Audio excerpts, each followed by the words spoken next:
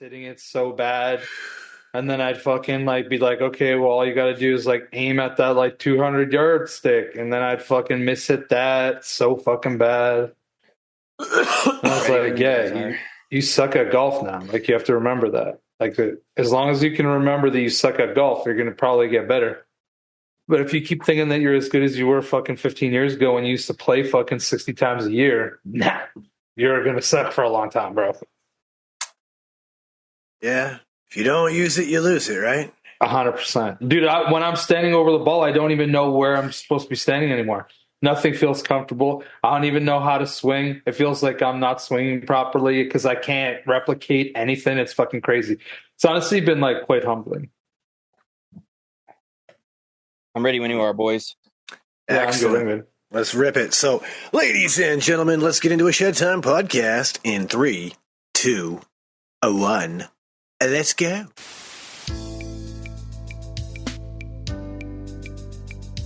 Ladies and gentlemen, I introduce you to Shedtime. What is Shedtime, you ask? Well, it's code for the consumption of cannabis, but it's much more than that. Shedtime's a state of mind. It's art, it's music, it's cryptocurrency, technology, it's food, it's vaping. It can be whatever you want it to be, as long as you're not letting the bastards get you down, not being a dick, and making it fun. When you're in the shed, it's whatever your mind allows you to create. So now let's get to the Shedtime podcast. Welcome back, ladies and gentlemen, to another episode of the Shedtime podcast. And we are back from that epic meetup at Steel Valley Vapors. And it was a good time. Damn good time. Hell yeah. Dude, it was such a good time. It inspired me to pick something up for my Shedtime accoutrement that I have acquired over the past, I'd say, year or so. Another accessory to add to my volcano attachment selection. Yes, tell the people about this. Shout out to not only Will, because I got to try and experience it with him, but also Mr. Grim Green as well, because he also has one of these. But I just recently went and picked up one of these bad boys. For the listeners that can't see, it is called a glycerin chamber or glacier tube for your volcano. So it's got this glycerin chamber up at the top that's got a like spiral airflow sort of situation going down the glycerin chamber. So as the vapor gets pushed through the chamber into the bag, it cools the vapor down to an icy cold vapor. It's where you're just taking ice cold bag rips. And not only is it delicious because it's the volcano, but it is smooth as butter and just overall enhances the experience so much, dude. So much. The milk factor, how milky that bag gets. Ooh. Yeah, so, and this came literally today. So this is the first time I'm getting to use mine. Of course, I just went for the cooling coil, so I don't have the bubbler attachment. So mine's a little bit shorter. The one with the bubble is probably about that tall compared to this, but I run mine through a rig already anyway. So I was like, I'll bypass the bubbler in the tube and then just run it through my rig, and that'll diffuse the vapors. But honestly, with the ice cold chamber, you really don't even need the water. You know what I mean? Because mainly I pull it through my rig because it helps cool the vapor down a little bit, makes it a little bit smoother. But with this glacier tube, dude, you can go straight from bag to lung, dude, and it's smooth as smooth can be, dude. Shauna, you never used the volcano before that weekend? Nope. Oh, really? Oh, dude. Fucking... I've known so people. Tell me like what your thoughts are, like, you know, yeah, publicly. I'm curious to hear as well. Because I heard what you said before the show, and it kind of like leads me to believe that like I have my own assumption as to what you're going to say. But I'm curious, like, what was like that first experience like using a volcano? Well, so here's the thing, right? Like, I'm going to preface this question and answer by saying that I've owned an old school tabletop style electric vape for several years. That was the first thing I ever used to dry herb vape. So, like, you know, it's the glass whip style, and I'm familiar with the way that sort of vaping experience feels and works. But what I found that I actually liked a lot more than I thought I might about the volcano was how do I explain this? It's the draw or the lack thereof, right? It's just inhaling, dude. Yeah, it's like you're just breathing into through this bag and taking in the vapors. And with any other dryer vape device you use, you're still drawing on it. There's still some form of restriction. And if you don't have that restriction, typically those devices don't really produce a good vapor. So by having something like a volcano where it's giving you that density of the vapor that you're looking for, but you can still have the ease and simplicity of a draw is amazing. And then, of course, when you have the whole factor of having these multiple attachments and things that you can do, like these cooling coils and things, you can get some pretty incredible vapes that just really aren't being as utilized in some of those other devices. You know what I mean? Like, you can't use something like that in these little handheld things.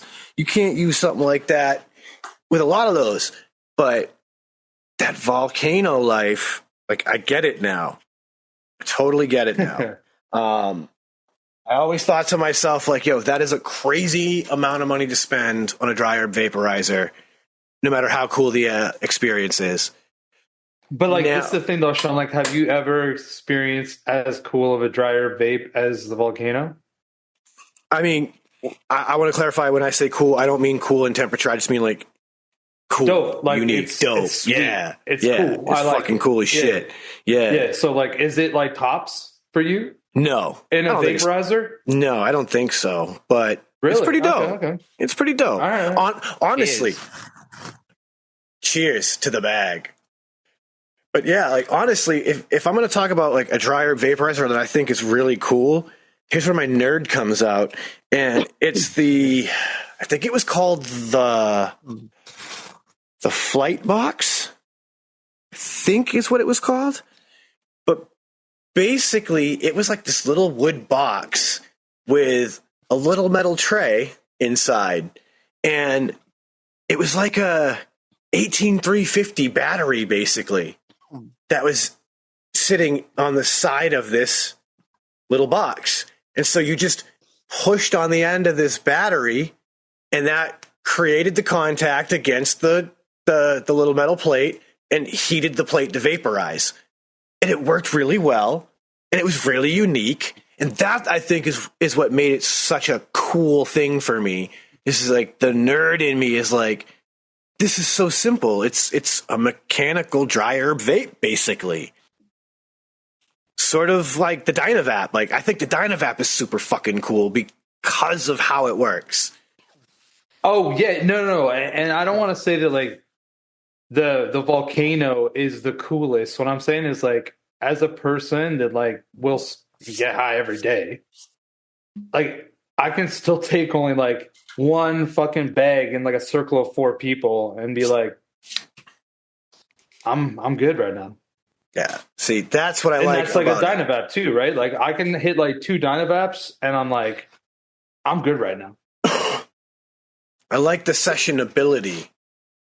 Yeah, I just think that it like works good. And like, if you want to get fucked up or like medicated, like in a good, clean, nice, quick, kind of fun way, because dude, when you're watching the bag fill up, it's kind of fun.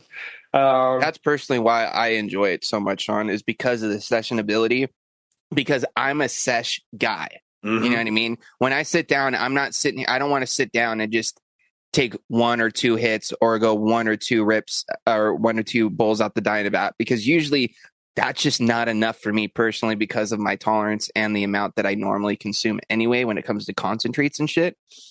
So the fact that I can sit here, load up the big chamber on the volcano, and sit here and rip 3, 4, 5 bags to myself and just get fucking loaded, dude. You know what I mean? And it's like, and I could sit here and I could rip 1 bag and then wait a few minutes before I throw the chamber back on top of the volcano and fill up the next bag. You know what I mean? Right. And it's like I'm not in a rush to finish it. I just get to sit here and chill and just enjoy it like I would if I was outside taking bong rips back in the day. You know what I mean? Back in the original Shed days. You know what I'm saying? It's like being able to do that with my volcano, bro, it's just next level for me. And I'm glad to hear that you enjoyed the experience.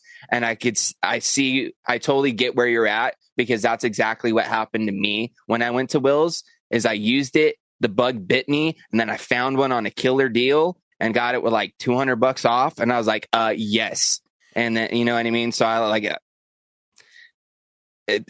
It's worth it if you're someone like myself who enjoys a session, as well as they do have other bowl attachments and things like that, like the small dosing chamber that I have right here.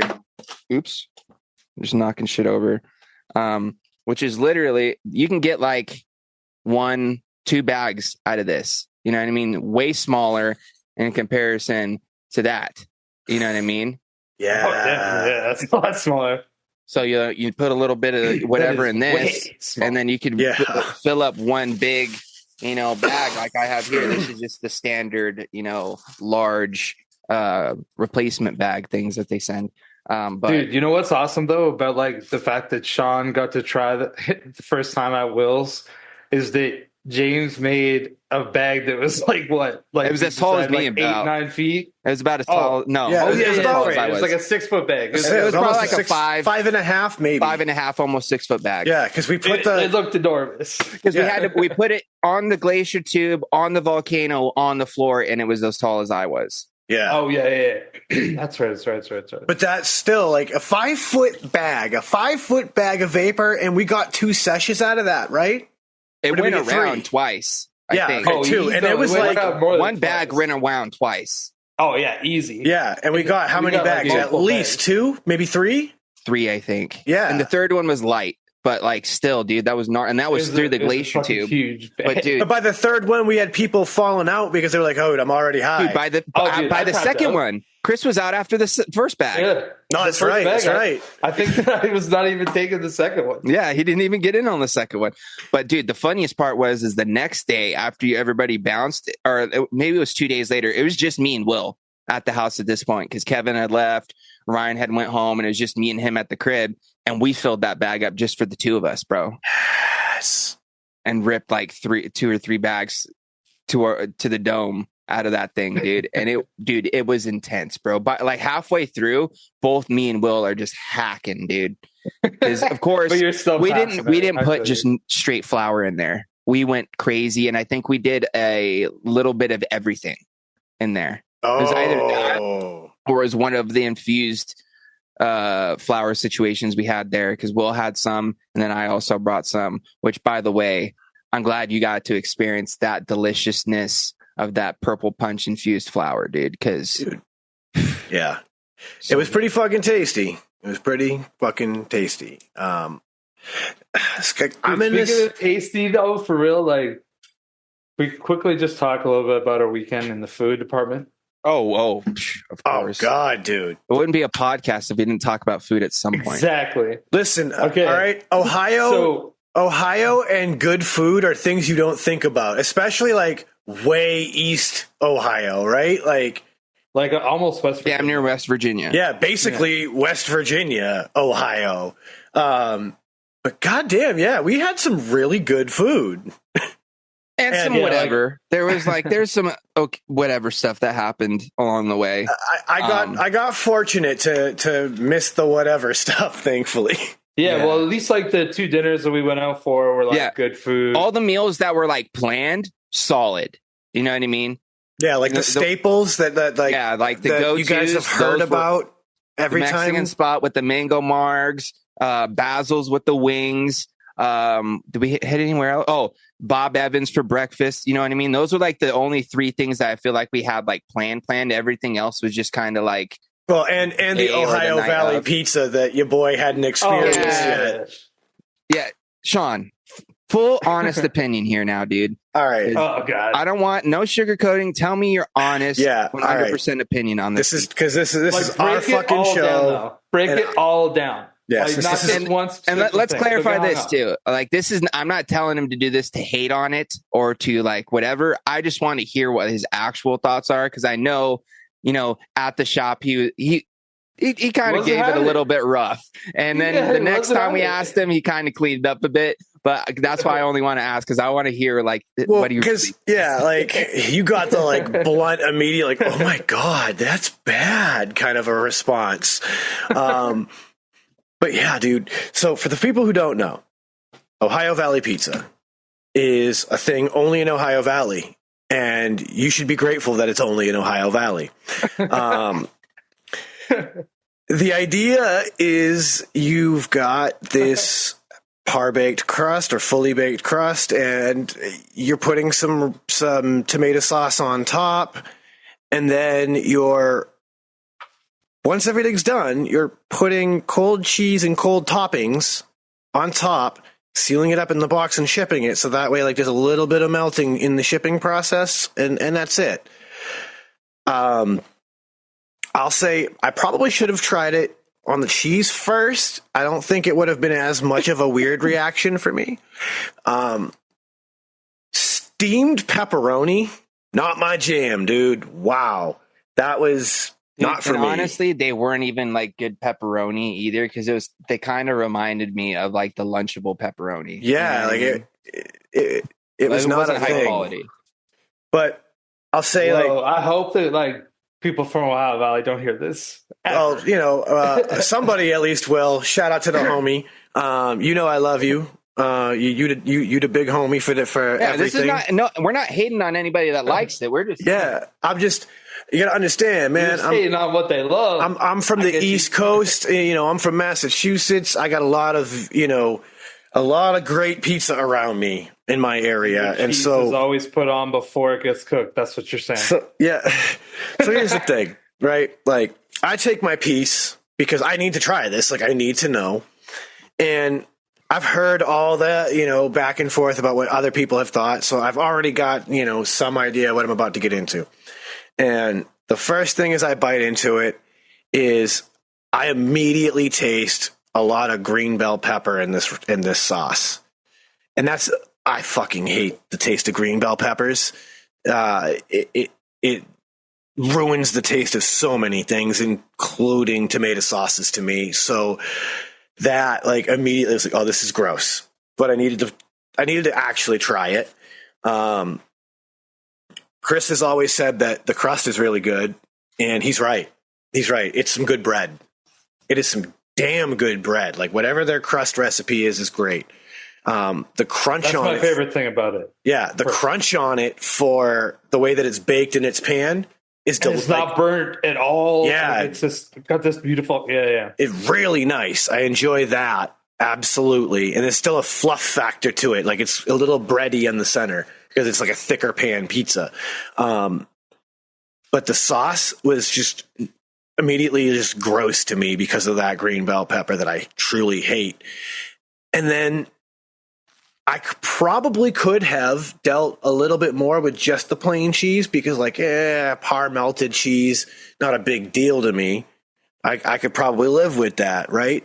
But that I could suffer through that like the easiest, I think. But that pepperoni was a very big turnoff. Like, steamed pepperoni is not a move. Don't do it, folks. Don't steam your pepperonis. Fry them or eat them raw because they're already cooked. You know what I mean? Like, fry them if you're going to cook them at all. Pepperoni out of the refrigerator is better than that pepperoni was. Exactly. Like, it's warm enough to produce an overwhelming amount of grease that does nothing to make it taste good. Yeah. You know what I'm saying? Like, it's not a thing I enjoyed. Then there's this other issue I have with it. And it's where the sauce actually meets the dough. Because there's a weird textural thing happening in there. Right? Because, like, am I right? It's par baked, then they put sauce on and finish it in the oven? I think, or is it? I think that there's definitely a process. So it could be something like, they put it in the oven and then they pull it out and then they put the sauce on, and then they cook it for a bit longer, Yeah. Okay. So and then they pull it right out. And yeah. So my problem with that is that because of the type of thicker, doughy breadiness, where those two ingredients meet creates this Mush?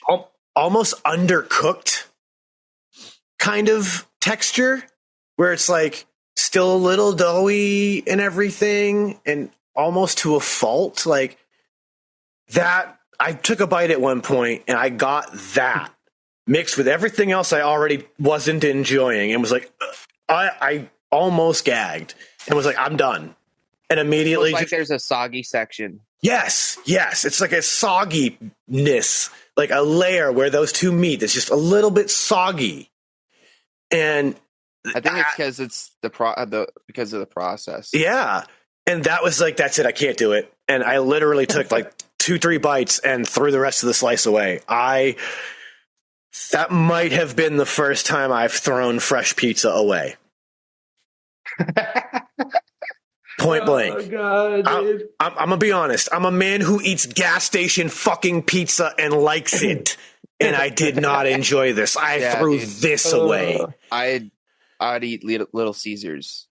People need to go to the Ohio Valley and get their style pizza and choose for yourself. Oh, Chris, you know what we didn't do, dude? What's that? Is we never took that one that we brought home and put it in the oven and cooked it to actually like melt the cheese and cook the pepperoni. It was still in the fridge, I'm pretty sure. Yeah. It could still very well be in Will's It's fridge. probably still in there for sure. Very possible. Very possible. If Aiden hasn't ate it yet, then it's still in there. I'm gonna say this though. But it would be way better. Basil's It would be way better recooked.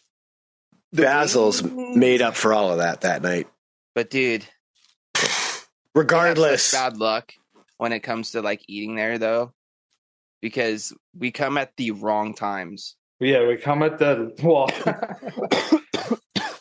Isn't that what everyone says? I never remember being a problem being like anywhere at oh man, I forget what it's called. What's the place called? What's that? Basil's? No, the other place. Margarita place. Oh, Puerto Vallarta or something like that? Yeah, Puerto Vallarta. Yeah. We've never had any like I can't remember being there and then be like, oh, we don't have this. No, there we've never had an there. issue, It's bro. like 100. We go in and sit every time. But here's the thing, for right? The wings, yeah. Mexican food is one of those things where it's like it's made up of like the same 10 ingredients, and you're just mixing and matching. So it's easy for a Mexican restaurant to have an abundance of all that stuff. Like we go to a. But Sean, they didn't even have wings. But this is they the weren't thing. saying we don't have the sauce. They're like, we don't have wings. But this is the thing, Chris. Right? This is a sports bar that is very popular. Like they are highly rated. They are very well loved in their community. And I tell you what, I would wager that if we showed up at that same hour on a Tuesday, you know what I mean? It's very possible that you'd get wings. But we show up on a Saturday night at 9:00, an hour before they fucking close. Yes, they're going to be running out of things because it's called waste not, want not. You make money when you don't waste your product. I know, you know what I mean? Dude, like, there were so many games on that night too, dude. Like, Will just could call like a day or two in advance and just say, hey, we're going to bring a party of like 12 to 15 people. Will, if you're listening to this episode of the podcast, Ryan, bro, show him love this. You. I fucking love you, dude. You know that, right? But fucking call, dude. Oh, dude, even like, Ryan could fucking book a reservation. Or you know what? Or like let them know. It. You know what? Hand up accountability. I'm gonna just do it my damn self. Bang. I tell you what, if I make it to the next one, I will remind you. Yeah. We'll just be like, fuck it, like we're gonna do it ourselves. You know what? Because if he ain't gonna do it, somebody else has got to. And straight I'll up, step up. And you'll be that guy. I'll be that guy. I could be that guy. We know in advance when the meetup is. We should be calling them a couple weeks in advance and being like, hey, we're going to be bringing a party of like 10 or more possibly in on this date. So I just want And you we're to know. all getting wings, just so you know. So this way Like, you just a can heads order extra to have ready for that day, thawed out, good to go. And that way we won't wipe you out of the And rest you'll of your take kitchen. care, and don't worry, we'll take care of the staff. Oh, You know what I mean? 100%. My wife and I tipped the bill that night for all the hard work that she put in to make sure everybody got taken care of in one way or another. Like, that woman earned it. Because, dude, this is the one thing I don't think you noticed either, and got to really notice, Sean, is their beer selection, bro. Yeah. It's beyond any other place that I've been to, except for this place I went to in Santa Cruz. It was either Santa Cruz or San Jose, somewhere in Santa Cruz, I think. 99 bottles or something. And it's like they have 99 like, different kinds of beer. like in bottle, and then like and a whole bunch of different shit on tap. And it's like you can go in and they have got like this checklist where you can like fucking go in and like once you've tried every fucking beer, you can get like your name up on the wall. We had a place. We had a place in Boston that was similar, and it was something like over 100 beers on draft. Yeah, I think that's what it was. It was something like But dude, like 99 bottles. Isn't that like $500 like guaranteed just to get to that achievement? Like probably more. It's probably way more. Like $10. Because that's the thing, right? $10 per bottle. So then it would be like $1,000. Yeah, like if you imagine, like it's called 99 bottles of beer on the wall. Oh, that's actually pretty cool. Closed? No. Obviously, it was not cool enough. Well, dude, it probably happened during COVID. Well, that's the thing. Like, I know the one in Boston closed because the overhead, right? Like, to stock that much beer, you know, like that's a lot. Like the place in Boston with over 100 beers on draft, that's 100 draft lines. That's 100 fucking taps that all need CO2. That's 100 kegs that you have to have hooked up, and then backup kegs of all those beers for when those first kegs go. Damn, dude, I like instantly because I seen a picture of the storefront, and my mind just instantly took me back to like walking up and down the fucking streets of like downtown Santa Cruz with the homies, or at the time I was dating this girl that was going to school there, and I'd just go up there for like a couple days and just fucking roam the streets of Santa Cruz, dude. Good fucking times, bro. Yo, speaking of roaming the streets, I heard you guys had a wild encounter roaming the streets of Pittsburgh. Oh, dude. Let me tell you guys, because unfortunately, Chris didn't get to go with us to... let me tell you how this day started, though, Sean, because I haven't got to rant about this yet. I kind of touched on it. I have to relive it. No. Sorry, dude, but it really it just rubbed me the wrong way. So we get up, and we're supposed to meet Ryan over at the old Huddle House, which is like a Waffle House sort of spot, breakfast spot, but they do other things too, I guess. But anyways, we go there to get breakfast, and I've been there before, and pretty good. You know, it wasn't too bad. You know what I mean? They had some good food, but we went this time, and we get there, and we get seated, and then like we kind of just like look around and notice that there's like only 3 people in this fucking place that are working there. There's like 2 hostesses and like 1 dude in the kitchen. So like sit there, we get our coffee, we get our drinks, and then our coffee and drinks, I guess, same thing. And then we put in our order for food, and then we're sitting there, and food's taking fucking forever, dude. We're sitting there waiting forever for coffee, and then we kind of put things together just like through like kind of like, I guess, hearing what they were like talking about. Like, oh, dude, and our waitress just looked like disheveled. And yeah, she just like, dude, she looked like you could tell she had better days for sure. And like the girl that was working with her didn't know shit. You know what I mean? So it's like she was like probably a new hire, and so like we're just sitting there, we're chatting, and shit's just taking forever. And finally, after I don't know how long we sit there, but it's a good amount of time. The food shows up. Chris's food gets messed up. She forgets to bring him his, or she screws up and the chef screws up and gives him hash browns and not his home fries with onions. And Kevin doesn't get any potatoes. And then my plate shows up, dude, and I got French toast, eggs, and sausage. Eggs were fine. Sausage looked all right. But dude, finally once I like ate my eggs and like decided to eat my French toast, I looked over at it, and dude, the top one looked pretty decent. You know what I mean? I was like, okay, that looked cool until you flipped it over, and then it was just white bread underneath. Didn't look like it was dipped or cooked or nothing. And then the one underneath that, same thing. And like half of it was like that. And I was just like, I'm not eating this. Like you're telling me I'm paying money to eat shit that's not even cooked properly? Like, I'm not doing it. And eventually I tell the waitress, of course, I tried to be pretty nice about it. I feel like I was pretty nice about it. I was just like, I was like, I understand you guys got stuff going on. I was like, but you know, I kind of like showed her the food. I guess she got offended. She thought I was throwing the bread, but I was just like flipping it over, showing her it's like, it's not even cooked. And then she's like, I was like, I'm not going to pay or eat this. So I'm not going to pay for it either. I was like, you guys didn't even cook it properly.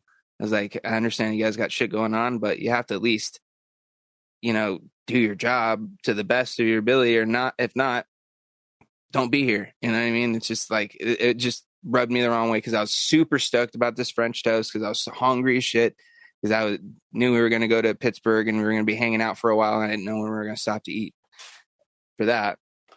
So dude, it just was a thing. And Ryan's same situation. His French toast was fucked up. And then I don't know how Will's food was.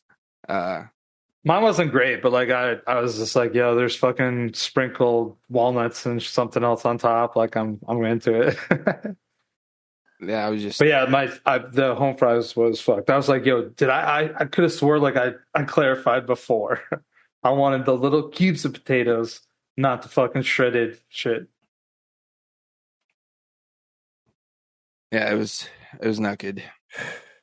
Yeah, and that's rough. Like at that hour so of the morning, I ended up just getting. I ended up paying for my coffee, because I was like, coffee was fine. I don't mind paying for my coffee. I was like, I'm not paying for this food. Like, this is just ridiculous. So she ended up somehow getting my food taken off my bill. But then Ryan, who same situation with his plate, except for he ate his eggs and bacon, and all that was left was his French toast. She made him pay for like half of it and his coffee. It was just, me and him were both kind of like bummed out, like for the morning, until we ended up finally getting to Pittsburgh. yeah. Okay, so now answer Sean's question. Now that I had to relive that again. Yeah, so you gotta tell us about your time walking down the street in Pittsburgh for the listeners, because I've heard the story now in depth from a couple sides, and it's a good story. Well, we started off where we went to like down to like Will's old stomping grounds, I guess, to like a house he used to live in. That's like down near like I'm not sure what college it was, I forgot, but it's in Pittsburgh, so I'm guessing Pitt? Yeah, probably. But we ended up getting down there and just cruising around down there, and it was like, it was cool for me because like the architecture and like the way that things are just like laid out and shit's completely different from like where I'm from, you know what I mean? And I always kind of like, I dig architecture, I guess, or just like different, you know, scenery and just like, you know what I mean? Seeing like where other people, you know, live and like how they move about, you know, the city and like what their city consists of. Because of course, where I'm at in the desert, dude, it's nothing like any city that anybody knows. Like it's because especially where I'm at now, because things are so far spread out, and it's just like little strips of like places and then just open spaces or just a bunch of houses in certain areas. But we don't have like super tall, you know, 30, 40 story buildings or whatever some of these fucking big ass fucking buildings are around in like Pittsburgh and shit. and it's a lot more like brick and like steel and like that sort of type of construction, where out here you don't see a lot of that just because of, you know, the way that, you know, they have to build out here in California because of earthquakes and shit. Right, You know what I mean? So you don't see a lot of like big ass brick buildings that have like, and you could see like some of these older buildings that have been there for who knows how long, that have like some of these sculptures or like it's really nice like crown like molding type situations like carved into like the fucking cement or whatever building materials they're using. And I figure, I mean, Pittsburgh, you're still in Philadelphia, and that's, yeah, you know, the very beginnings of this country, you know, kind of areas. So for sure, there's some very cool, like, historical. not only that, but just like how the houses are like small, this way, but they go up, you know what I mean? And they're like literally like row houses right next to each other, going up like these roads and like stuff like that. And then just like seeing the way that like they have traffic moving and just how many more people are just walking, you know, around the city compared to driving the city, you know, and all that sort of stuff. It was cool, man. But we took us to like one of his old houses. We checked that out. I don't remember, did we do anything cool while we were down there? No, I just pretty much walked around. And then we got hopped in the car, and then we went to like downtown, I think. Like where like by the river, I guess, or whatever, or like the three bridges are. I don't know. That's just how they explained it to me. I don't really know where I was at. I was just like going for the ride and just sucking it all up. I was just, dude, in the car. My head was just staring out the window, looking at things as they went by, and then all of a sudden we were somewhere. I was like, "Oh, okay, where are we? All right." And then we just walked up and down this street. Fuck, what was the street called? Yeah, it's caught me after like 2 or 3 glacier bags. So I'm like trying to recollect at the same spacey. time. Very spacey. I think that honestly, like, this is. Are you gonna get to the thing that Will got into? Okay, all right. Relax. You wanted to hear my I'm story. just like high that like it seems like it was taking a long time. So Chris is just excited for the. It didn't happen. That wasn't the first thing that happened. I know that. I'm sorry. Go ahead. Please. Hey man, I don't talk a lot on here, so when I get a chance to, I like to go for it. Now you made me lose track of where I was at, Chris. Thanks. Yeah, so you're down by the bridges. Back to the beginning. Oh yeah, we're walking up and down this fucking street right there. Just kind of check stuff out and see like kind of these shops, and like I guess it was like down the street. It was like the tattoo shop that Will used to go to, that his buddy used to own, and stuff like that. And we walked up one way, and we kind of like heard some like noise and stuff like while we're walking down one side of the street. And then like we're like, you know what, let's not go too far because you're going to have to turn around and come back because we're going to go hit the movies that night. And on the way back, we're just like walking by this spot. And then all of a sudden there's this dude, and he's just like walking up, and he's kind of got like this kind of like crazy look on his face. And he just like kind of like beams right past me and just like walks right up to Will and just like yells in his face. And then Will just looks at him, just yells right back at him. And they go back and forth like 3 or 4 times. And then all of a sudden we just continue walking, and I'm just like, do you know that guy? He's like, no. Like, what the fuck was that? Just some random fucking dude. I don't know if he was drunk or he was just a fucking crazy dude. I don't know, dude. It was just a trip. The way that Will described it to me, he's like, yeah, man, like we're just walking down the road, and this dude just beelines past James and Ryan, and he comes up and starts just getting in my face and yelling at me, and I'm just like, oh, game. So I just start yelling back, and all of a sudden the dude's like, fuck yeah, that's what I'm talking about, and then just walked away. And and I'm like, that is gold. Like, that's some shit.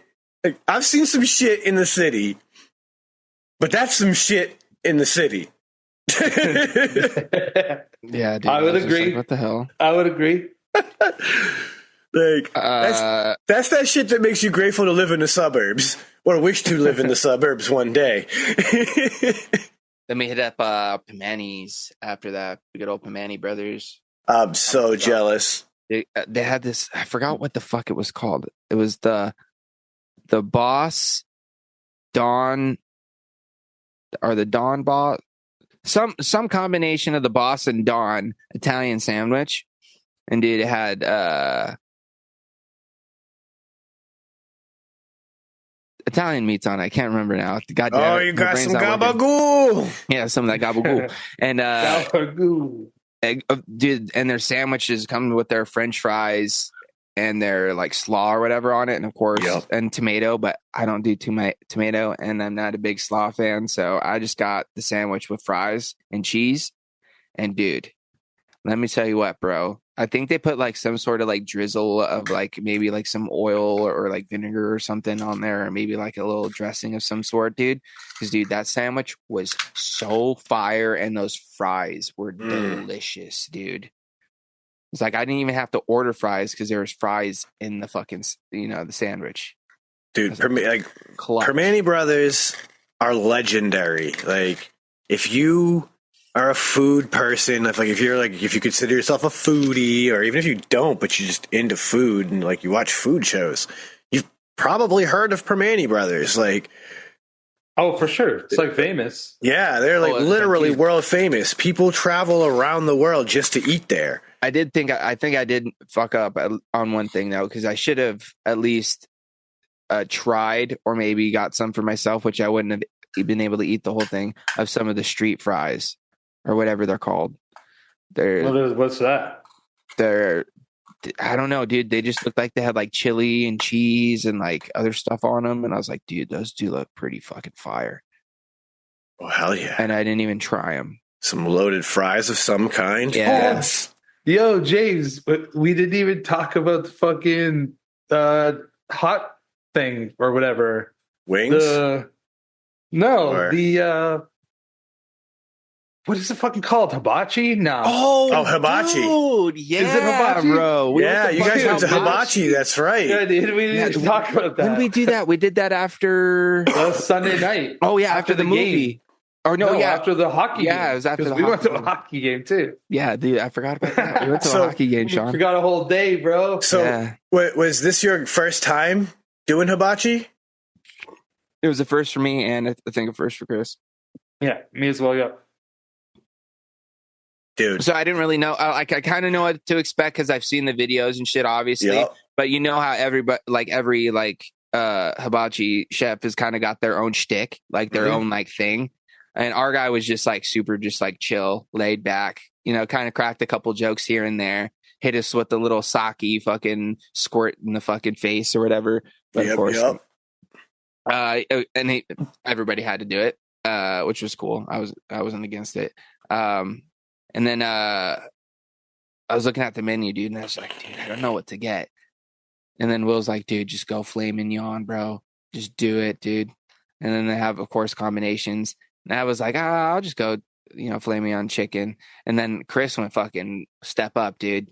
Kudos to you, bro, because like I saw your plate and I was like, good move, dude.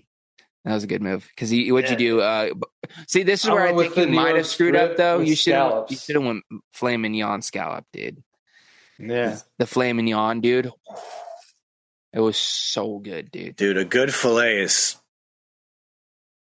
Dude, and then fucking fantastic. Dude, and then Kevin took a step up from Chris, and he went filet mignon lobster tail, bro. Yeah, dude. Of course. And the three of us got noodles as well, and then Ryan got filet mignon and shrimp, and then I think Will got the same thing as I did.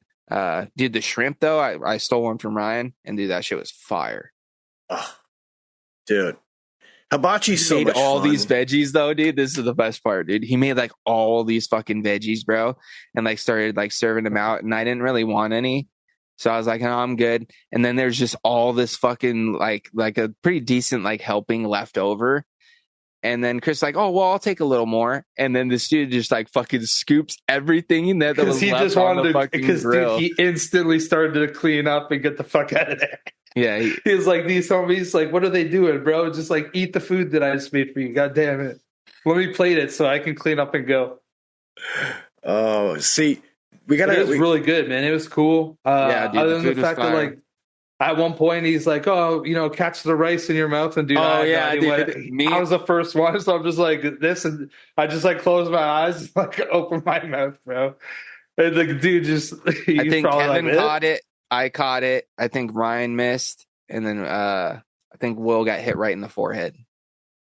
Bro, And we dude, gotta. they even have like this like squirt bottle with like sake in it, and they'll just like fucking. He'll be like, "You He just want like some?" And from behind the and- thing, just like way back. yeah, dude, it's like a 3 or 4 foot fucking like spray. Hey, dude, I'll admit though, I kind of didn't want to do it because I was like, dude, this guy's gonna get it all over me.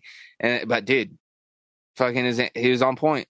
I only got like a bit on my beard, honestly. Yeah. That's how I felt. Bro, we gotta do it next time I'm up there with you guys. Like, I will need to say go to this, Hibachi though, with you guys. That it sounds is like so fun. much fun. It was good and fun, but it is kind of pricey, dude. Oh, I know, man. You know, but it's like, on the heftier side. Oh, dude, when I It's looked not at like the cra- Canadian, how much it cost in Canadian, James, I was like, yo, dude, I fucking balled it that night. Like that's oh yeah, that's probably, Hibachi's Yeah, not cheap. pretty good It's not night out, cheap. man. It was like 30 something.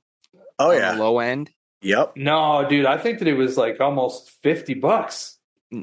Well, it's the thing, right? Like, you It was guys are like picking $40 US or something like that. You guys are picking some premium shit, Maybe though. I'm high. I think know what I I mean? think yours was closer to 40 because of the scallop. Yeah, maybe. Yeah, it's the thing. You Yeah, pick- it I wasn't understand cheap. It wasn't cheap. because if you went cheap, if you went like New York strip and chicken, you can get like a $30 plate. But like if you went up from that, it got like pricier. I think mine was like 37, 38 for filet mignon and chicken or something like that. But it was fire, dude. we got a it was- cool It was worth it for the fucking- night and to hang out with the boys and just like, dude, let me tell you this, Sean, because we didn't even talk about the game, and I ate so much shit at the game, dude, because I was kind of just like stoned. I think when we first got there, so the munchies Kinda? like, kicked in. Well, because like we had I had to drive for a minute, and like I didn't like. Well, yeah, I think I ripped my pen quite a few times before I got in there. But we walked So in. over there with them fucking liquid diamond pens that were the Dude, truth. they were so good, dude. Oh. But I went and got myself some pretzel sticks, dude, that were like these fucking like super like pretty decent like sized like soft pretzel stick with with like the nice rock salt on them with the nice cup of cheese, and dude, smack those things because they were delicious. And then instantly got right back up, and I was like, I kind of want some nachos. Went back, grabbed some nachos, and then another soft pretzel because the pretzel sticks are so good. I wanted another pretzel, so I got that. And the nacho cheese was better, definitely, than the first cheese I got. It had a little bit more of a kick to it. But smacked some nachos as well as I think Chris had some, and I think Kevin had a few. They were pretty good. Yeah, the nachos were pretty good. They're nachos. Yeah, they're stadium nachos, not too bad. And Yeah, then dude. like shortly after that, I had like 3 Baja Blasts too while I was there because they were selling bottled Baja Blast. Hell So yeah! I was like, yeah, that's what I'm drinking while I'm here. Fuck a beer, give me a Baja, dude. Fuck a brewski. I want a Baja. Give me a Braha. Because that's what it came out. Brah. Bruh. Oh my god. Thank Please you. don't make that a trend. Please don't make that a trend. Let me get a bra. I don't think we're popular enough yet for it to No, become a trend. Not only that, dude, I don't think we're young enough for that. Let's just say I also got up shortly after, all those munchies. Because, well, here's how it happened. Ryan and Will got up and they're like, oh, it's about that time. I think it was like, what, third period, Chris? Yeah, probably like the beginning of the third period. Yeah, maybe the end they of the got up second like, period. ice cream time. I was like, what? Ice cream? So they got up. They're like, anybody else want to go? I'm like, you know what? I already ate a bunch of junk. I'm good. And I'm just sitting there. They walk away. They they walk out of view. Can't see him anymore. And I'm just sitting there, watch the game for a little bit, look over at Kevin and Chris, and like, I'll be back. Like, where are you going, dude? I'm like, I'm gonna go get some ice cream. They're like, fuck, for real, dude? They're like, yeah. I fucking went over there, came back with a nice giant scoop of fucking orange sherbet. Dude, I haven't had just straight orange in so long because I've been like a big rainbow sherbet fan for a long time. I like the little mix of flavors. But dude, it brought me right back to childhood eating Flintstone orange push pops. Because that's exactly how it tasted. And it was like, oh, dude. Like, I felt like a little kid watching a hockey game for the first time. You know what I mean? Like it wasn't like wasn't like a major, NHL game or anything, but it was still, dude, a good game. No, it's good hockey. Like, Yeah, I mean, dude, I'm it not was still saying a that good I'm game. like at that A tier level of like, yo, I can, comment on how quality the hockey is, but like, No, it was good to watch. I feel dude. like, These dudes I feel like I'm and pretty like you qualified. said, dude, some of these good. people use like one of the guys that was on one of the other teams was a guy that was in the NHL at one point. Yeah, he was on the Maple Leafs, dude. He won Yeah, dude, he was a goalie. Yeah. Dude, I was so the one thing I was kind of bummed about is, dude, there was like so much like kind of like tension at certain points that it looked like they were gonna throw down, but they never did. And I was like, oh, dude, they're like edging us the entire night, and they never let us have it, dude. Ah, I went home with blue balls from no hockey fights. I almost said Focky Heights. yes, yes. Dude, there was like it was a good game. Like, so the team we went to go see was the Hartford Nailers. Mm-hmm. Not Hartford. The Wheeling Nailers. Wheeling Nailers. Yeah. Sorry, that just sounds so silly. The Wheeling Nailers, because it was Wheeling, West Virginia, right? Yeah. Wheeling, West Virginia. But like, yeah, dude, it was pretty good. I can't remember where I was going to go with that or something. What's that? Yeah, they're playing Indiana. Yeah. And so the Wheeling Whalers won. I think it was 5-3. Yeah, but it was close there, 5-3. like for a good portion of the game, and then they just came out and like scored two nice ones. Like, yeah, it's like finished it. Sick, dude. Pro-am shit like that. Those are so much fun. I feel like those guys aren't afraid to just fucking get it too. You know what I mean? Because some of them are trying to like prove a point to like maybe move up, and then you do have a couple like the old school guys that are they're like, I still got it. Yeah. Yep. Dude, like the goalie guy, he's probably like in his like mid to late 30s.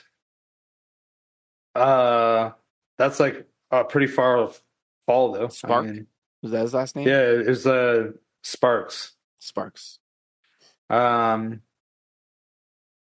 can't remember what his first name is, but yeah, he used to be on the Leafs. It was just like we were sitting there. And they showed like a close up of the bench or something, and I could like. It was the tunnel when they were walking out.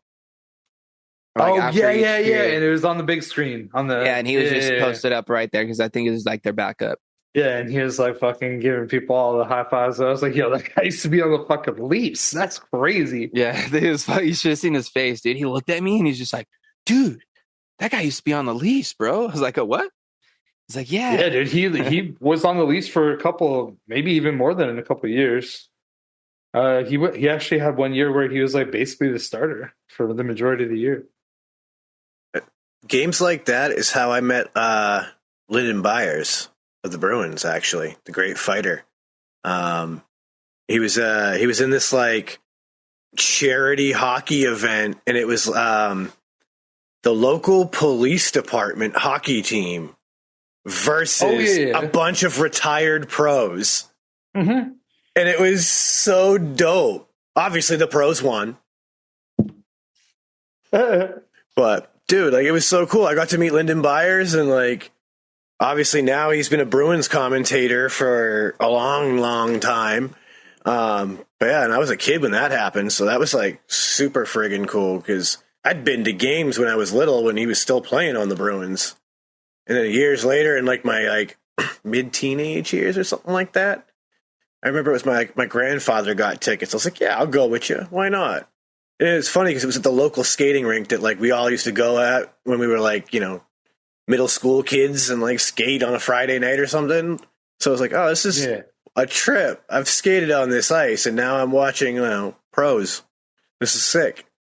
Beating my local police department.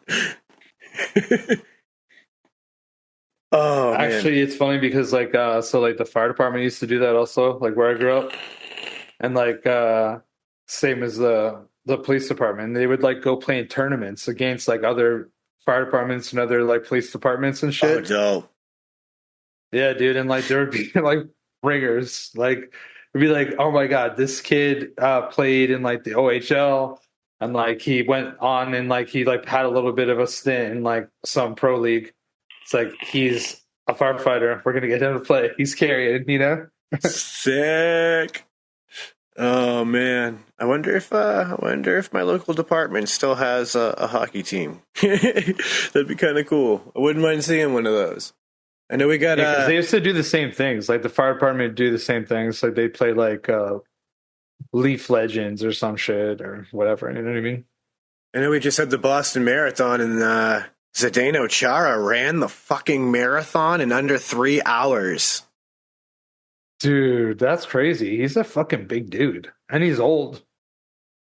Yeah, but he's a big He's older dude, than me, so so that I can actually say he's old. like he's a big dude, and I think that's what pays off, right? Like that's then some long legs to run with, but apparently, like he's still got a ton of strength in them legs. Which I got to imagine if you're pushing your weight, then you're that big of a man, dude.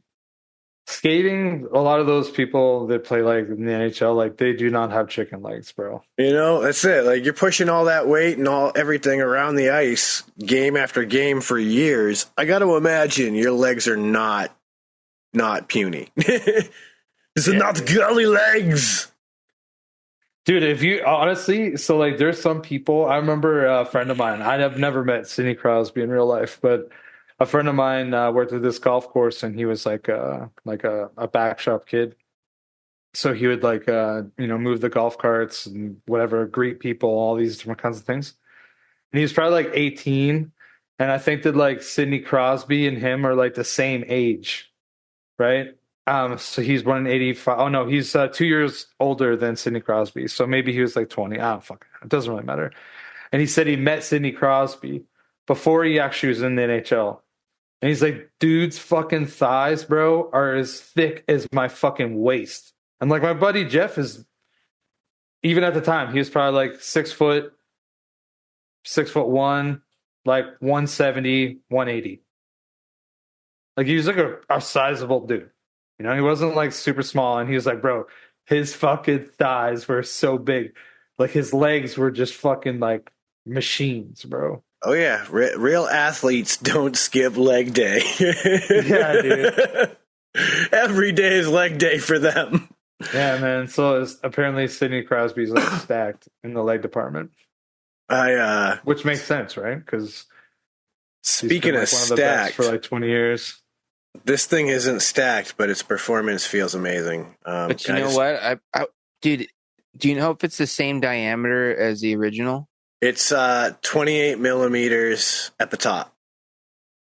Which does it come with like multiple rings? Yes, you have a ring that will taper it down to a 25 millimeter. So you can see I've got the RDA2. It looks pretty clean. And then there is a 28 millimeter cap. I really do like. You should say what it is, Sean.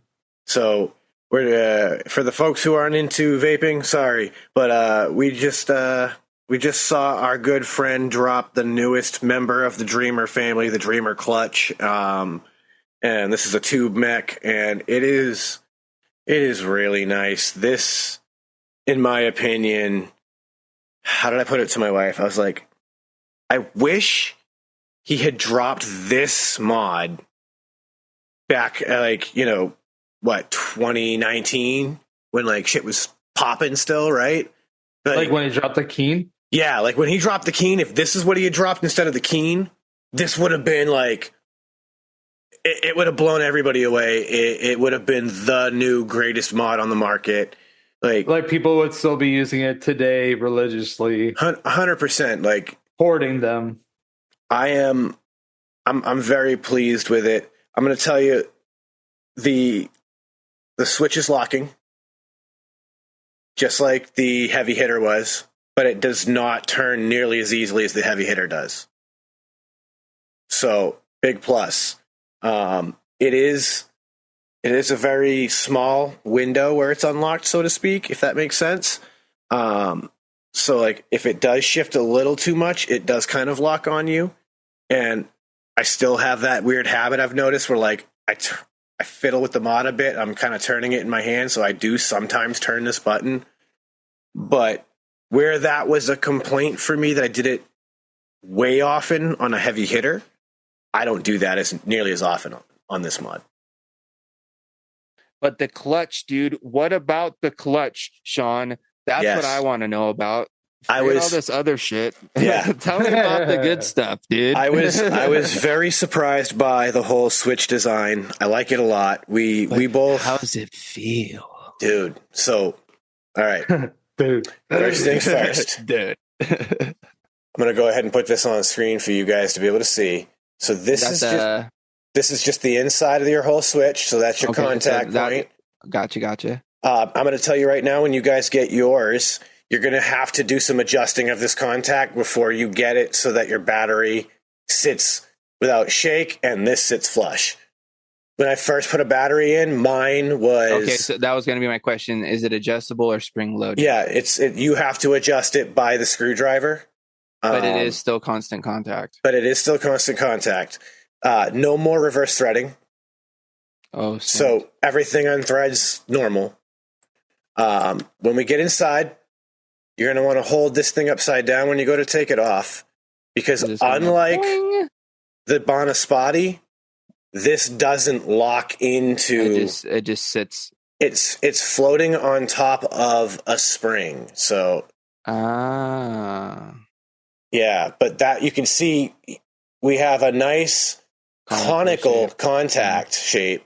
So when that does make contact with this, they sit nicely, and obviously when it presses... Oh, so is the clutch one piece, or does... Oh, no, it does spread. Okay. Yeah, it spreads. It's just like the way that the Bonaspati was. It has the 3 pieces. But it's just got the spring underneath to add a little bit of extra tension. Yep.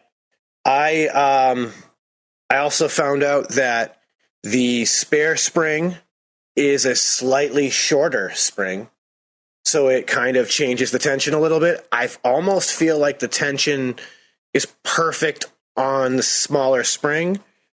My wife likes the slightly taller spring. I don't know how much difference there is in the play, but I really do like this particular spring that I'm using, the spare spring. Now, here's the button itself, because this is how that locking mechanism works. Oh, it's just turning the actual Ultim. Yeah, and so let me see, what side is it?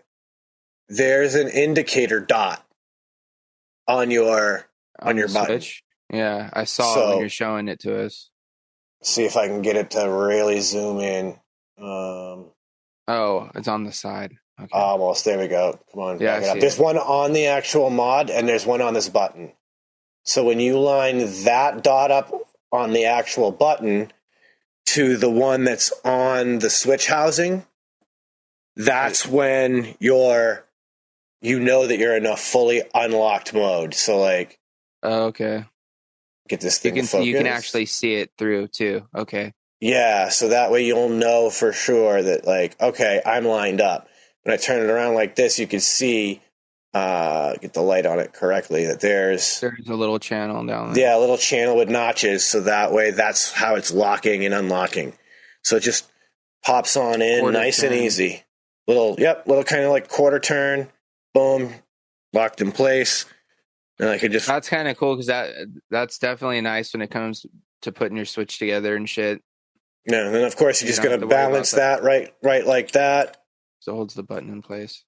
Boom, put it all back together.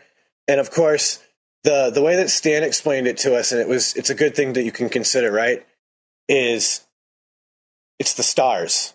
Yeah. So like, though the dot right now is on the opposite side, if I line that star up with the dot, so it's like this, it's still gonna press. The press is smooth, and because of the spring resistance, it just kind of like bounces right back. It's solid, it's firm, but it's not uncomfortably firm. Even the coated ones are brass, so they basically went with all brasses and then a stainless. So that's cool. The colorways are black, black and gold, raw brass, and stainless. Black and gold is just the coated black with So they this. didn't do any copper ones this time around? It doesn't seem that way, no. Matter of fact, yeah, here's the box. So Yeah, because it'll say on there. yeah, it does come with an 18650 adapter, of course. Strangely, in true fashion, mine didn't have one. And then, oddly enough, in weird fashion, right? My wife has one, but she didn't get the little screwdriver to adjust the contact. I will say, one of my favorite things, though, we know how bad translating Chinese to English in instruction manuals can be. I'd like to read an excerpt from this because it is so... I think I had a stroke the first time I read it. That's how wildly bad the translation was. Where is it? Gotta find the line. Here we go. Once battery and atomizer installed without press button, normal must keep the 3 wire cut fire pins away from the inside of tube body. I don't even know what that means. I think that means you have to take everything out of the mod before you put a battery in and use it. That's what I was thinking the whole time. I'm like, oh, are they telling you what you have to take out? Yeah, basically, it's telling you that when the battery and the atomizer are installed, you want to make sure that you aren't having the clutch engage when you're not using it.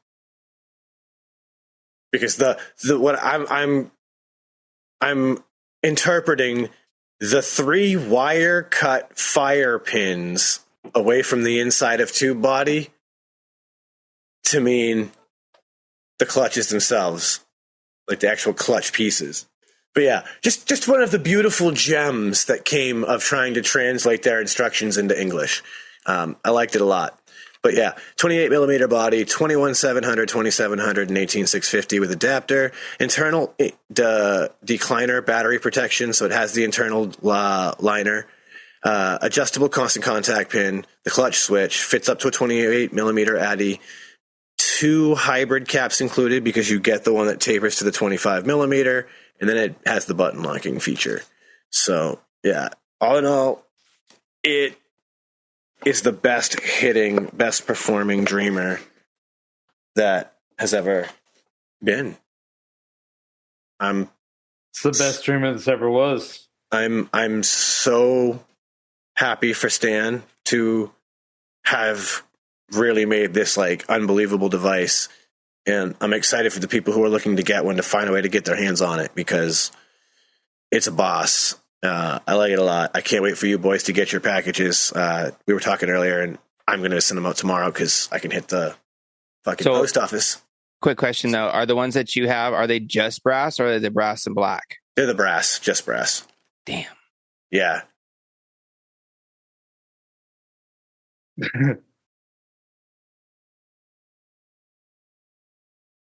I'm fine with that, obviously, but I know it's a little bit harder of a sell for James. Yeah. Just means it's not going to get used much, which is unfortunate.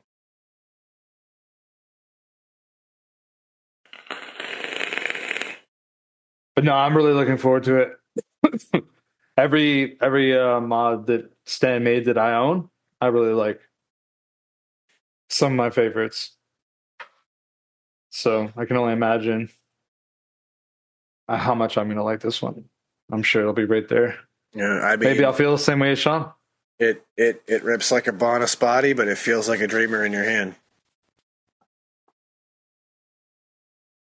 That's the best way I would describe it to people who know. So, yeah, I like it a lot. I'm very pleased. I'm excited for you guys to get yours, and yeah, we'll see how the world feels as it goes out. But very exciting. Very cool. So yeah, we got that going on, and what else has been going on? I think we pretty well covered the meetup. Great to meet our patrons who made it out. Shout out to you. That was really dope. I got some dope footage that possibly by the time this episode airs, some of the patrons will have already seen of like the cloud comps, and we did a Mountain Dew tasting, which was pretty dope. Just to summarize for the people who won't get to see it, patrons will get our full thoughts, but they're good. Go get the new Mountain Dews. Try them. We like them, right? I think that's just a fair, quick summary.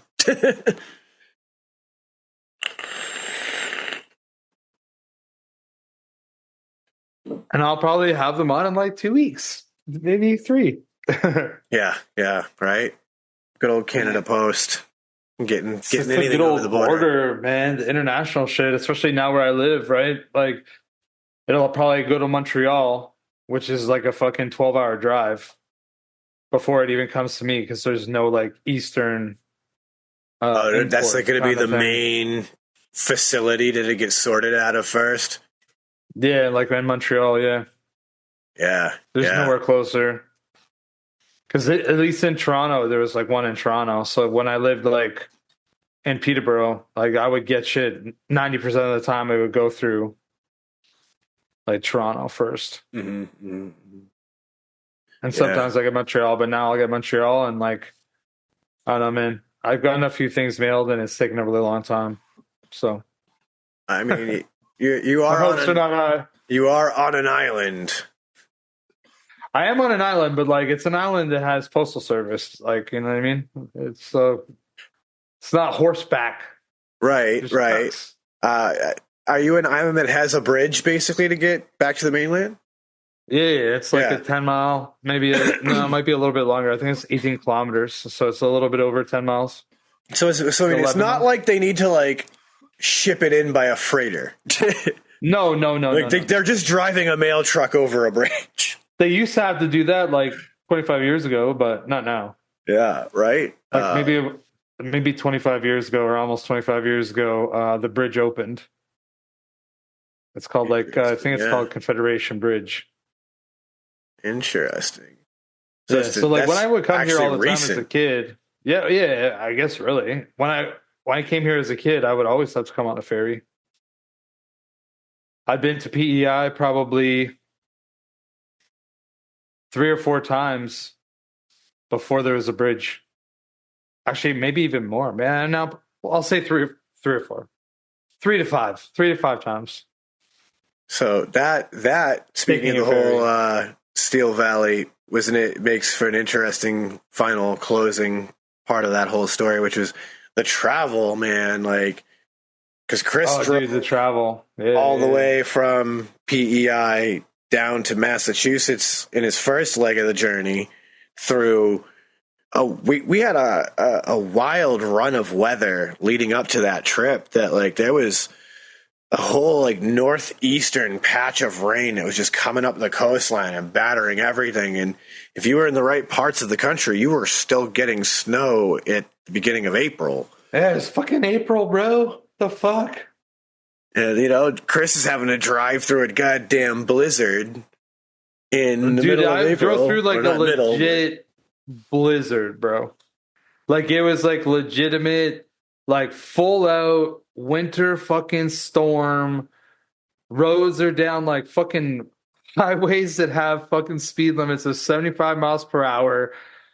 Have one covered lane and one lane that is just 2 tire tracks. Dude, I probably passed like fucking 20 fucking plows. Like it was honestly, it was fucking ridiculous. I think that it led to like my drive to Sean and Lizzie's was like 12 hours basically from like when I left home. It was like 12 hours of driving until I got to like Sean and Lizzie's, and then the next day another it was like 11. just short, I think, of 11 hours. So yeah, I drove like almost 24 hours. Hey, at least we spared you the fucking, you know, final notice. Hey, you owe us a toll that we never warned you about. Well, no, actually, that reminds me. There's some tolls that I have to pay. I saw the receipt in my car today, and I was like, "Oh, that's right. I have to fucking pay a couple tolls." I just got It's my like bill this week. $3. Yeah, it's like $3 total in tolls, and I already know that like I might forget, and then I'm gonna remember, and like I'll forget again, I'll and then remind by you, the time bro. I actually get around to it, I'll get like some letter in the mail, and like that's when I'll pay, and it'll be instead of like $1, it's like 20. I'll remind you, bro. Yeah, I have a receipt in the car, and then I took a picture on my phone because I pulled up and the light was green. I pull up, I'm like ready to go. I'm like, nice. The guy at the last fucking toll booth that I had used the last of my cash said that everything going forward is like electronic. You can just tap or whatever, like pay with your card. And what he really meant was that I can go online and pay with my card. Because dude, I pulled up this booth and there's nobody there. It's just like, sorry, we're not here. But make sure you pay and go to this website with a fucking sign up. I was like, wow, that's fucking crazy. Yeah. Well, that's the So thing, now I right? officially have to fucking log in and fucking pay a $1 fucking like what? Yeah, I have a $1.70 toll plus a 30-cent fee or some shit like that. Like, That's so stupid. Like for people that like are only, dude, like I If you're going on a understand road trip, it's dog shit. I understand the concept of toll roads, like making it to help, people that are commuting. If you pay a fee, you can use this route to, maybe cut some time off your drive or whatever, yada yada. But at the same time, like sometimes like that's the only way to get where you're going, and then you're forced to use it. And then if you're not already like fucking paying for like the tolls like a yearly or whatever you normally do, and you get hit with these little dings because you got to use it just even for like this short period of time, just because you got to use it to get this to this next fucking stretch of road or whatever. Dude, it's so stupid, bro. yeah, toll roads are the devil. I mean, to the point, like, there was one route we could have taken from here in Massachusetts out to Steel Valley where we would have gone through actual New York City, like through that route. If we had done that, we would have had to pay a $25 toll just to cross a fucking bridge. And then other tolls along that route. So dumb. A $25 toll. And what's even worse is I'm getting on a traffic fucking toll rant real quick. There are cities now talking about charging people congestion rate fees. So, like, Boston has been toying with this idea that you will have to pay a fee to enter the city in any direction from any road by car. At certain hours of the day, congestion pricing will mean you'll pay more than other hours of the day. And let me ask you this, Sean. What is that money going towards? I would love to know. It's going towards road infrastructure, James. Come on. Well, Yeah. how nice of them. There'll be no potholes. Right? The roads will be painted beautifully. Yeah. Oh man, I mean, litter even. So you mean there's no bad actors that are gonna take that money and just use it for other nefarious things without telling you? No way, public? bro. They're politicians. They never do that. I mean, but wasn't, yeah, you're right. These are politicians we're talking about. Wasn't that excise tax thing I have to pay for my license plate every year supposed to do that? Yeah. So how come you need to charge me toll money when I'm supposed to? Sean, it's called inflation, bro. That's right. I don't know if you've noticed, like, you're not paying like $250 more than you started to pay. We'll get you then, but for now, we're gonna just charge you this tax. That's cover it. But Sean, we live in the land of the free and the home of the brave. You know what I mean? Yeah. Excuse me while I dive from this back. As you cough on a bag of vapors produced by a plant that is illegal in still parts almost half of our country and more than half of our world. I'm fine. I'm good. Land of the free, for sure. Yeah. Anyway, sorry. Wow. Yeah. We turned strangely political on that one. Yeah, I don't know what happened, dude. I just kind of had a riff, It dude. started and just with went on it. tolls, bro. It started with Yep. tolls. We got ranty about tolls, and next thing you know, we're like, fuck Hey. the government. They're Dude, just instead- a fucking hassle, bro. If I could just pay at every fucking toll booth, why can't I just pay? Oh, but Then I know I need Chris, to have fucking $30 cash, not just like, oh, now you have to go onto this online fucking thing. We're fucking paperless. Bro. The fuck? but then the taxes will have to be higher because we have to pay people to stand in those booths. Buddy, I'll pay an extra fucking dime. I'm just An saying. extra dime and pays for that person. Like, come on I'm just now, it's saying, crazy. right? There's automated money taking machines that exist, right? But so you're telling me, Sean, they don't want to create jobs? Not those jobs. No, of course Oh, not. God. Those jobs are beneath the ones they want to create. No, they're above, actually. So the They wanna unemployment just find rate, out they're ways not that, worried like- about that, but they're okay. Yeah. Well, I mean, the unemployment rate. Sorry, I'm just like throwing things out there. I Yeah. really don't know anything about half of this shit we're talking about. But Guys. this is the Just thing, for- right? Just It's for like, clarification for anybody that's listening, instead of like, riffing on comedy, sometimes we get a little ranty. You know what I mean? We instead of riffing, we rant. You know what I mean? yeah, I mean, the unemployment rate isn't bad because we don't count a lot of the unemployed people. So, if they don't get counted, then it's not that bad. Even though we've got a whole bunch of people who are refugees in our country who aren't employed. All right. Whoa. No, I'm just kidding. Well, here's the thing. I'm not going to make this pro or against No. refugees. I'm saying they want to work. Let them work. Nobody wants to work anymore, right? That's what they keep telling us. Nobody wants to work anymore. Well, I just found a whole bunch of people who want to work. That is probably part of the problem, though, too. Whole lot of people I have found that want to work. And you guess There's a lot what? of both. A lot of both of this going on right now, dude. We could hire them. We could hire them. There could be a way. It's a crazy place, dude. That's the thing, right? Like, the end of the day, if we go back to like the way of the natives, no man owns the land. No man owns Mother Nature. Dude, you guys want to hear want to listen? You don't have to listen to it right now, but I'm going to preface this by saying it's a 4-hour long podcast. Okay, Interesting as fuck, dude.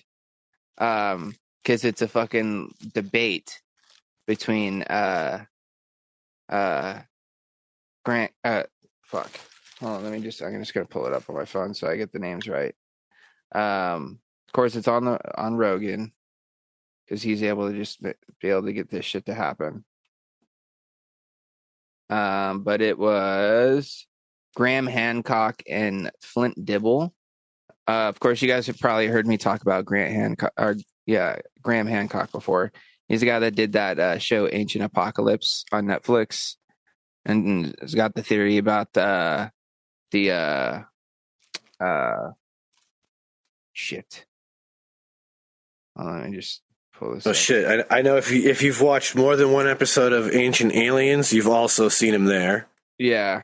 But he's like got a theory about like this cataclysm that happened, over 11,000 years ago or whatever, that like wiped out this civilization that may have, existed that we still haven't found, but might have evidence in front of us that we just may not have done enough research on, like these temples and shit that they're finding with new LiDAR technology and like rainforest shit. But anyways, it's just a cool listen because he's got like Flint Dibble is like an archaeologist, and Graham's been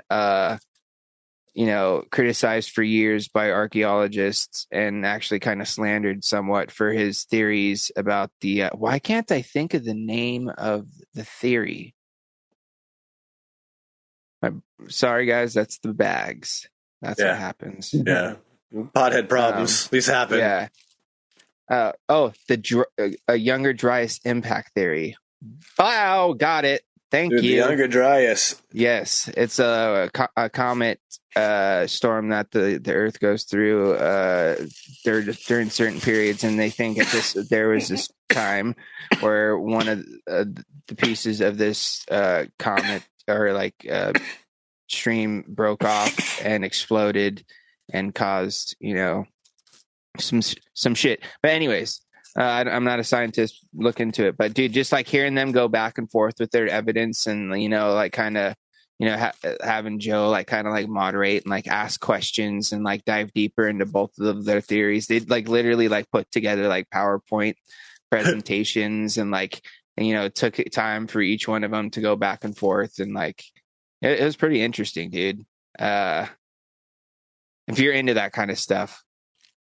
I listened to it while I was working, and dude, I was just dude, this is crazy. It took me 2 days because I listened to one half one day, one half the next day, because my brain was kind of getting overloaded with information that I can't. It's a lot to take in, when you start diving into all of that, because you're getting into archaeological history that goes back, pre-biblical times, kind of thing, going back to even could Noah and the Ark be a story about these cataclysms? That sort of level of going back through time. It can be a lot to take in, but it is extremely interesting. The whole Younger Dryas. Honestly, any kind of out there theory is almost always pretty heavy to take in when you think about it. But the crazy thing about it, though, is I'm not saying I necessarily 100% believe Graham's theory or necessarily agree with, exactly what archaeologists, think. I think it's just interesting to hear both sides and to kind of hear how. Because I kind of do see where Graham comes from, where he says that, he gets very crucially criticized by archaeologists for his theories, instead of them, kind of not necessarily saying, oh, yes, this is true, but maybe looking more into it and being okay, let's see, and being more open-minded. Is whenever they during the conversation, Flint Dibble is just, he's kind of, I know he's smart as shit, obviously, in whatever he does as far as an archaeologist and whatever he studies and that sort of thing. But just how there's certain things that he kind of giggled in certain situations that were kind of weird. But anyways, that's just besides the point. But it kind of makes it kind of a fun listen. There's this whole thing that we have been taught a certain version of history. So if there is somebody who, wants to challenge that version of history, a lot of people are absolutely concrete. No, that's not possible. And I mean, the thing about science, right? Archaeology is a science, technically. And the thing about science is the scientific method is you form a hypothesis and then you conduct experiments to try to disprove that hypothesis. And if all the experiments you try can't disprove the hypothesis, then your hypothesis becomes true. All Graham Hancock is doing is putting out his hypothesis, right? And he's not saying that it's fact. He's just saying that, there may be more to look into. I know, right? And he wants to do some of that research. Looking in the right places is what he's saying. You know what I mean? Maybe the story's a lot bigger than we've all collectively agreed on for the last, say, 150, 200 years. And what's interesting about that is that, I love esoteric knowledge. I've been into the occult for a long time. That stuff really has always been interesting to me. And when you start diving into the world of the occult, right, you get into these parts of that realm where you start diving into things like the Dead Sea Scrolls and, the Emerald Tablet of Thoth and these things that are meant to be record of different things of time and knowledge and information, and it becomes compelling to think that, you know what, like maybe there really is more to the story than we collectively agree, and somewhere along the lines of history the agreement was made that, like, no, that's not possible. So all of this is what is the truth. History is us trying to look at these things, you know, like archaeology, we're digging up bones and artifacts and trying to determine what it is. That means at some point, somebody's just making some shit up, right? Some guy's just like, oh yeah, this is a piece of pottery from Samaria. Yeah. You know what I mean? Like, at some stage somewhere, somebody just made it up. Like, somebody had to be like, for sure. But dude, that's like, and everybody just agreed. Yeah, that guy's right. I feel like that's like everything, though. Like, that's like countless fucking old historian books to like countless other things. Like, when you get down to it, like, at some point, somebody just fucking made some shit up and it's stuck. Yeah, or it's like, it could be just like so loosely based on something at this point. It's like, what? Yeah, you know, like, it's like transcribed like fucking 20 different times as like languages evolved and shit. And it's like, what? Yeah, like the age-old question, like, who decided that my nose is my nose, or that my fingers are called fingers? Who made that word up? Who decided that's the word for these things? I don't know, but somebody at some point was like, we're going to call that a finger. And everyone was like, yeah, cool, fingers. That's what we call these now. These things on the end of my, what do we call this thing? Oh, that's all a hand. Like, we had to name this shit. So, like, somebody made it all up.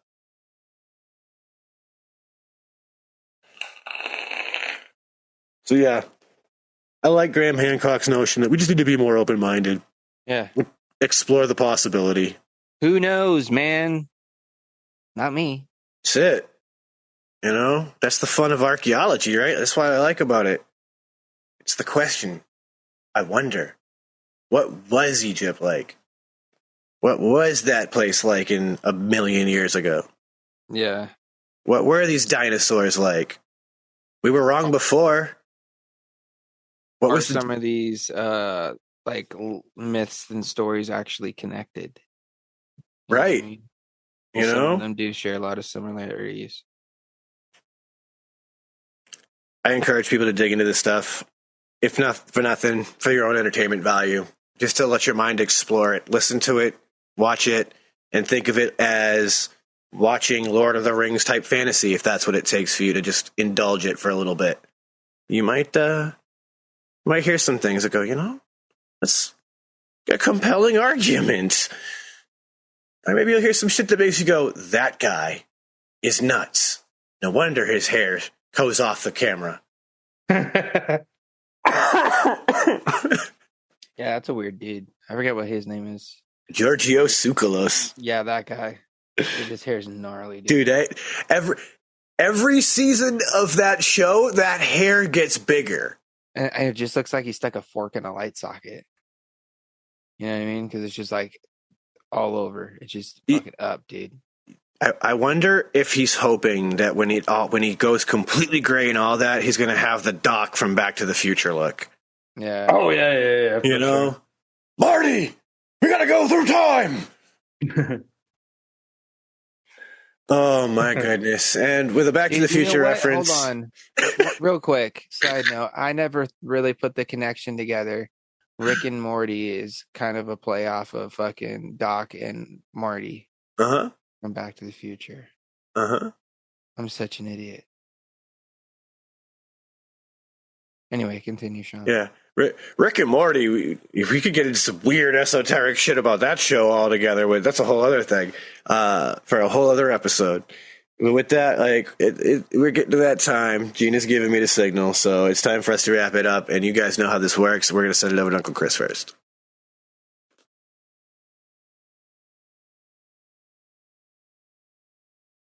Hell yeah, Chris. Yeah.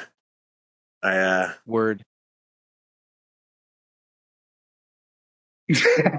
I'm glad that's how you feel. No, sorry, I'm pretty high right now. Yeah, no, thanks everybody for tuning in. Appreciate you guys. Hopefully you guys have some interesting things that you can now think about based off of some of the conversation we had. Because honestly, there's some interesting stuff that we talked about for sure. Try Ohio Valley Pizza. Call a place before you go there and say, yo, we're going to bring like a party and we're going to want like a lot of wings. If you're ever in that predicament, make sure you don't end up like us and consistently never have enough food for everybody that's there.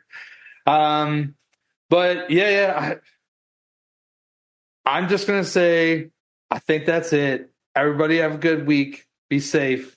Live your best life. James, go ahead. As always, shout out to all the Shedheads for all your guys' support. Make sure you guys check out the Patreon if you haven't. Leave those 5-star reviews over there on all those podcasting platforms. Check out the Green Room over there on Friday on my YouTube channel with the boys. And of course, you'll catch us here doing the damn thing as we always do. So I'm going to end it as I always do, sending out positive vibes, crisp high fives. Don't forget to tell somebody you love them. And as always, a little bag or dab will do ya. Absolutely. And my friends, one more time, ShedTimePodcast.com is your one-stop shop for all things Shedtime Podcast. You can find links to the Patreon, stream the show, and buy merch all there. So check it on out. There's so much you can get yourself into. It's a great spot, ShedTimePodcast.com. And with all that, you know what I'm going to tell you. Don't let the bastards get you down. Be cool. Don't be a dick. And whatever it is that you do, be sure and have some fun. It's the Shedtime Podcast, and it's time to roll on up and roll on out.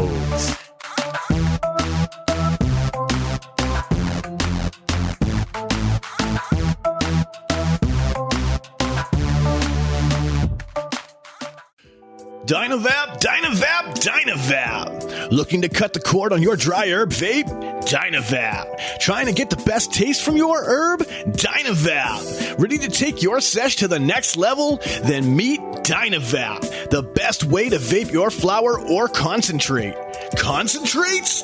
That's right. Your flower or hash can be vaped using Dynavap. Check out Dynavap.com to learn more. That's Dynavap.com. Lose the ash? Dynavap. What's going on, Shedheads? It's your boy, Frames Janklin. Are you looking to step up your match game or have a raw copper, brass, or stainless mod or RDA that you're absolutely tired of polishing? Then you need to go and hit up my man Ashton of Palmer's Powders. He does some absolutely amazing powder coating work.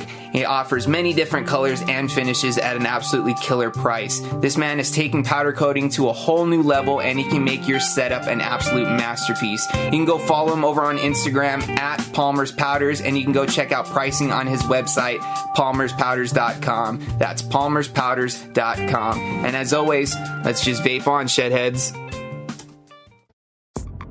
I want you to think of your favorite rebuildable right now. Yeah, okay, so you have a layer cake in your hand, and now you're about... Oh, sorry, yeah, that's not everyone's favorite. That's just mine. So think of your favorite rebuildable atomizer. Think about how good of a vape it produces for you.